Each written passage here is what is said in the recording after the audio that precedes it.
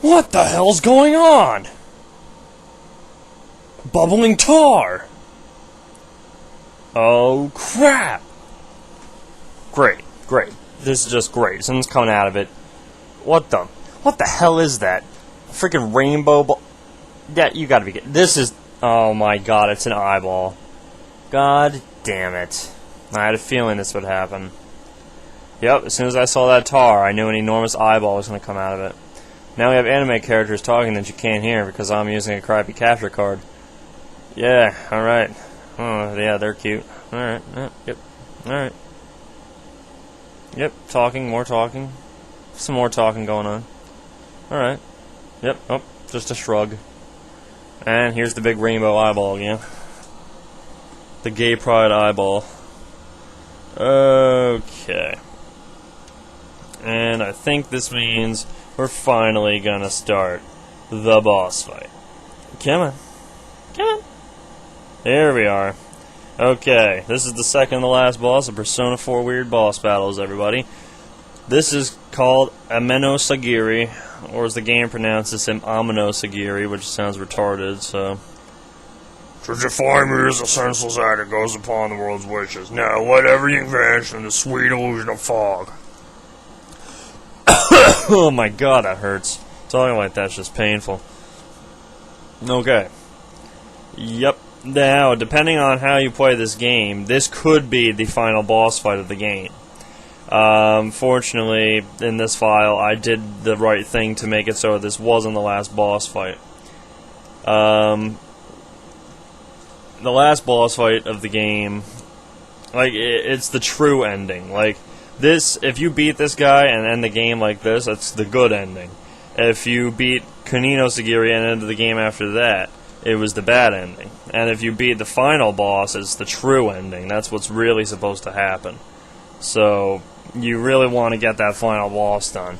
Especially because it's actually it's a good challenge, too. Compared to this boss, anyway. This boss is actually kind of tricky sometimes, depending on how he decides to do his moves. But otherwise, he's actually okay.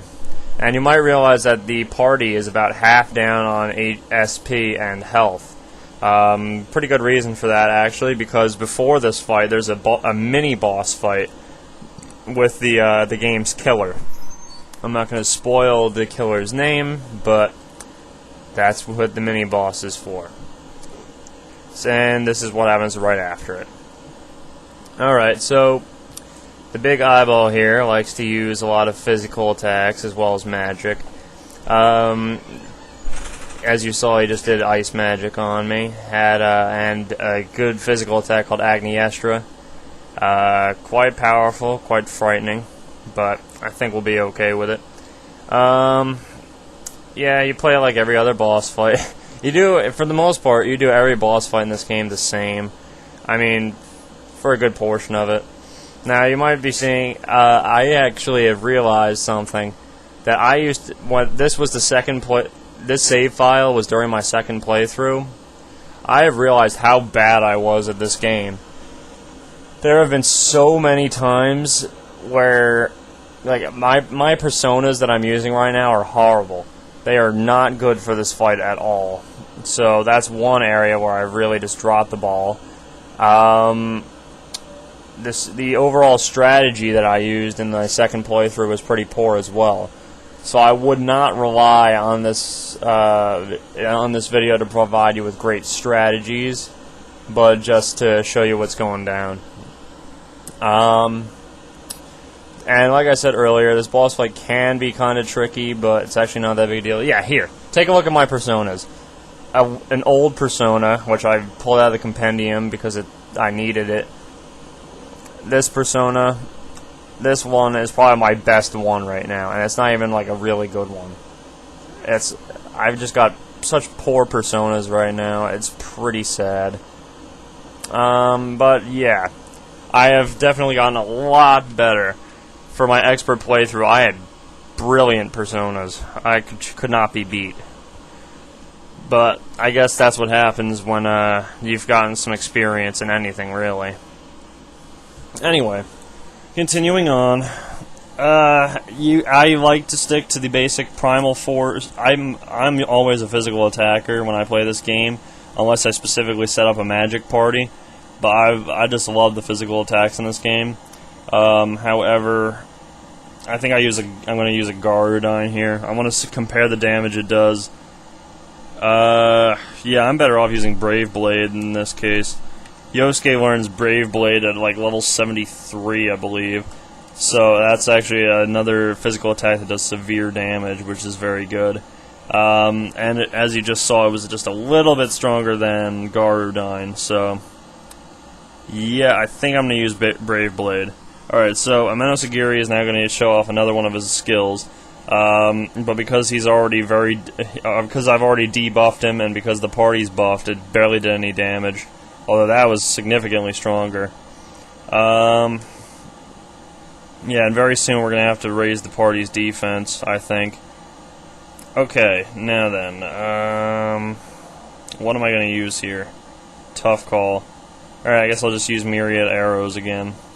Not a very strong attack, but whatever.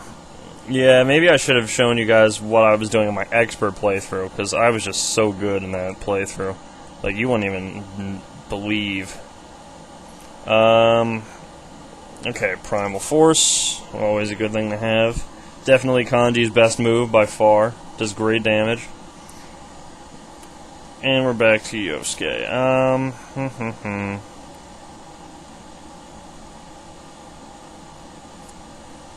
I'm gonna just use Garudine again, I think.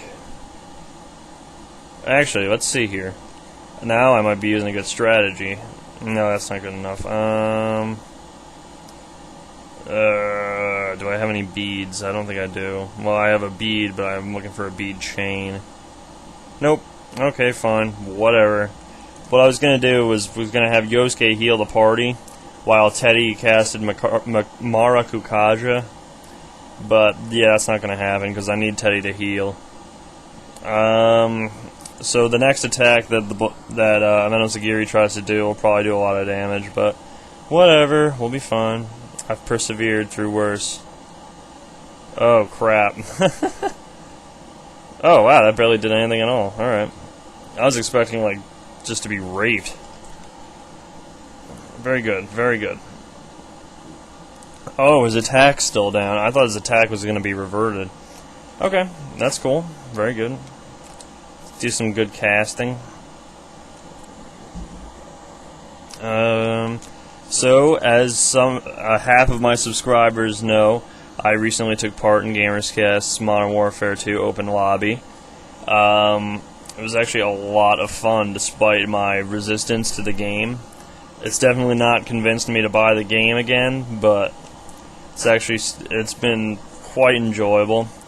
There was a lot of people who took part in it. We had, like, I don't know, we probably played like 30 games. We started at 8 o'clock and we went until like almost 1, I think. Something like that. So it was definitely a lot of fun. And he said he was going to do it again kind of soon. Keep an eye on his channel, because he's going to be putting up a lot of videos of it. He recorded pretty much the whole thing, minus the last couple battles. But, hey, you know, pretty good. Oh, Teddy. Teddy went down. Yeah, I don't know if I showed it off in the last in Ameno-Sagiri, but Teddy is actually weak to electricity. So, yeah, that sucks. Okay, so here's... Oh, he debuffed himself. He buffed himself. Okay, here's what I'm going to do. I'm going to spend a turn putting the party back in order. Because I'm surprised that Foolish Whisper actually worked on so many, three of my 4 characters, which is kind of a pain. I'm going to start with Kanji because I want him to land a Primal Force. Alright, here he goes. Yeah, I mean, look how much damage that does. And that's with Ameno-Sagiri not being debuffed. That's just great. Alright, Yosuke is going to take care of Teddy, because Teddy's got to do some healing. Okay, very good. I believe Ameno-Sagiri is going to change up his tactic in a minute. I think he's going to switch to a, oh no, he's doing what he did before. Okay. Okay. Whatever. No problem. Ouch. Wow. That one actually hurt us quite a bit. I think if this was my expert playthrough, Yosuke might have been knocked out. Not going to guarantee that, but... Alright. Well, since we got to start getting Ameno-Sagiri debuffed again, use our typical Racunda. And, yeah, I really want Kanji to land a Primal Force. There we go. Beautiful. Man, Foolish Whisper's never that effective. It never takes down the whole party like that, but I guess I was just unlucky this time. Alright, gotta use a Meteor Hand.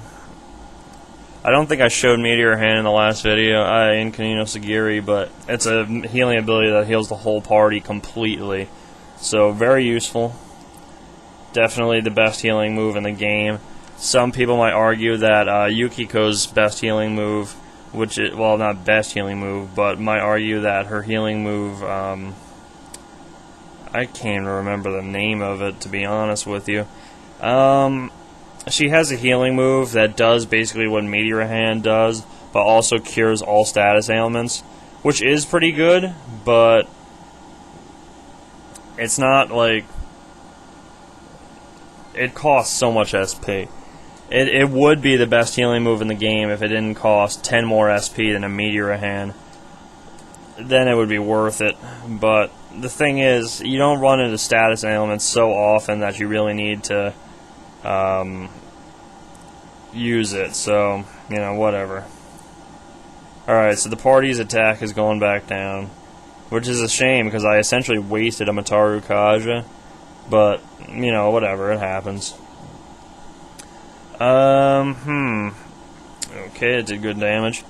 I think what I'm going to do for the next video, for the final boss fight, I'm going to play some music through... I actually tested this a little while back, but I'm going to play some music through my headset, which I'm actually wearing to speak into, and have the music play very softly into the mic, so that way you can at least hear something while you're watching me fight, which I think a lot of viewers would actually appreciate. Now, what he's doing here is called the Fog of Illusion, and it gets to be a real pain. You cannot hit him at all, so don't even try to hit him. But what I like to do is, I'm going to have the party buff. Yeah, I'm going to have the party definitely buff up, because this is going to be a tough attack that he's going to do. I know we get at least 2 turns before he does it, though.